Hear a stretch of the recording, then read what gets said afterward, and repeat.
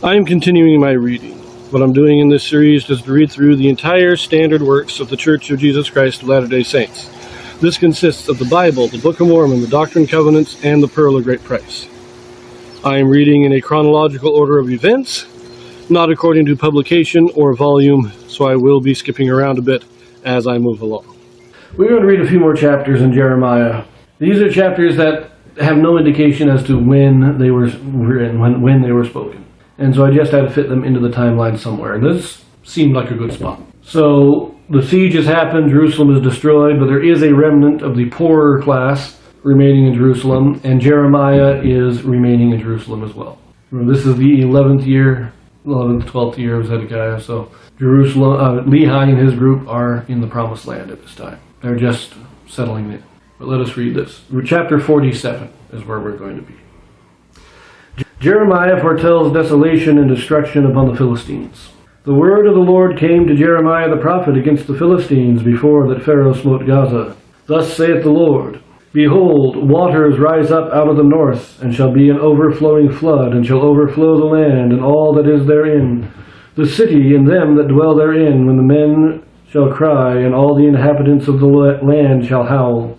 At the noise of the stamping of the hoofs of his strong horses, at the rushing of his chariots, and at the rumbling of his wheels, the fathers shall not look back to their children for feebleness of hands.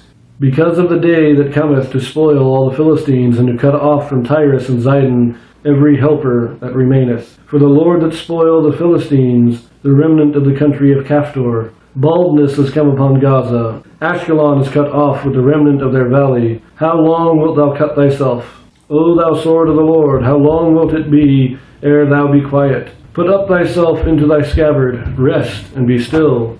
How can it be quiet, seeing the Lord hath given it a charge against Ashkelon, and against the seashore? There hath he appointed it. This is a nice short chapter. The doom of the Philistines. It says this is before Pharaoh smote Gaza, so this probably took place sometime before the siege of Jerusalem, really. But exactly when is kind of hard to pin down, so we're just going to put it here. Now Tyrus, of course, that's another name for Tyre. Tyre and Sidon. These are the two Phoenician cities on the coast, just north of the Philistines. Really. They're not Philistine cities, but they're receiving the same prophecy here. They're basically being told that they're going to be destroyed along with the Philistines. Now the last thing I'll say here. How long wilt thou cut thyself? That reminds me of the old pagan tradition of cutting your hands and arms in order to gain the favor of your pagan idol. It wasn't an uncommon thing. I don't know if it is referencing that, but that's what it gives me. That's what it reminds me of.